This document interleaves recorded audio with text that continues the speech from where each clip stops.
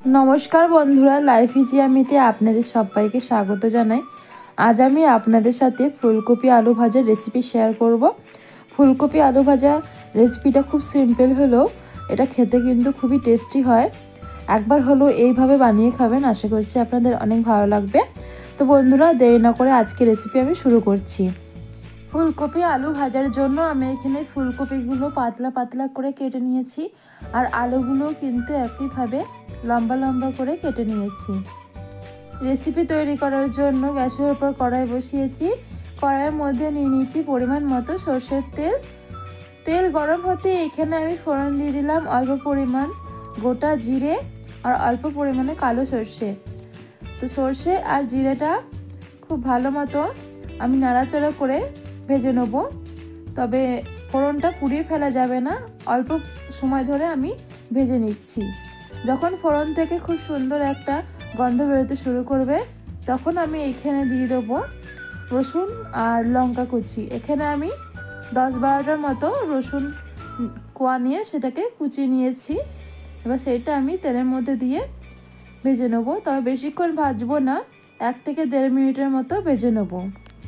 1 থেকে 1.5 মিনিট ভাজার পর এখানে আমি যোগ করে দিচ্ছি পেঁয়াজ কুচি। একটা গোটা পেঁয়াজ আমি এখানে কুচিয়ে নিয়েছি। তবে পেঁয়াজটা খুব মিহি করে কুচোনো যাবে না। আমি দেখুন পেঁয়াজটা ফালি ফালি করে দিয়ে দিয়েছি। ভাজার সাথে সাথে পেঁয়াজটা খুলে যাবে।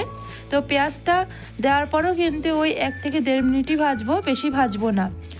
তো 1 থেকে 1.5 মিনিট ভেজে নেওয়ার পর এখানে আমি দেখুন আলু দিয়ে দিয়েছি। যে আলু আমি কেটে রেখেছিলাম সেটা সবটাই আমি এখানে দিয়েছি।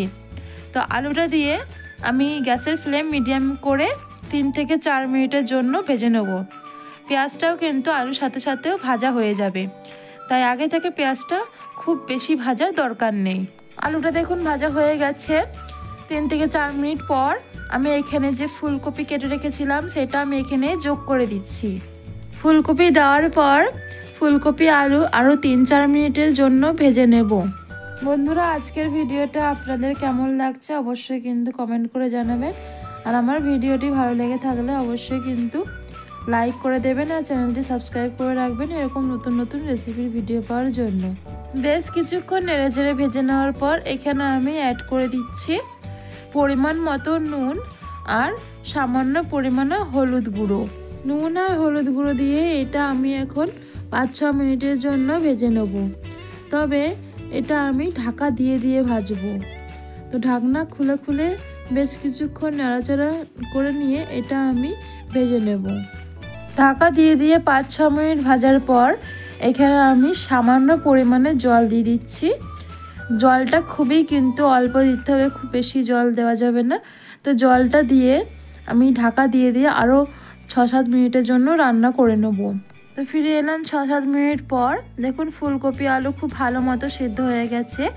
এবার যে জলটা রয়েছে সেটা আমি একটু শুকিয়ে নেব। তো গ্যাসের ফ্লেম হাই করে এটা আমি আর বেশ কিছুক্ষণ ভেজে নিচ্ছি যতক্ষণ না জলটা শুকিয়ে যায়। তো জলটা শুকানোর পর আমি এখানে দিয়ে দিলাম অল্প পরিমাণে ধনেপাতা কুচি।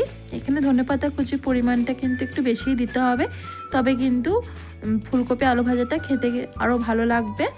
তো ধনেপাতা কুচি দেওয়ার পর ফুলকপি আলুর সাথে খুব ভালো করে মিশিয়ে নেব। ব্যাস, মিশিয়ে নিলে তৈরি হয়ে গেল ফুলকপি আলু ভাজা। রেসিপিটা খুবই সিম্পল কিন্তু খেতে কিন্তু খুবই টেস্টি হয়। একবার হলেও আপনারা এইভাবে বানাতে পারেন। আর বন্ধুরা, আজকের ভিডিওটা ভালো লাগলে অবশ্যই কিন্তু লাইক সাবস্ক্রাইব করে পাশে থাকবেন এরকম নতুন নতুন ভিডিও পাওয়ার জন্য। ভালো থাকবেন, সুস্থ থাকবেন, ধন্যবাদ।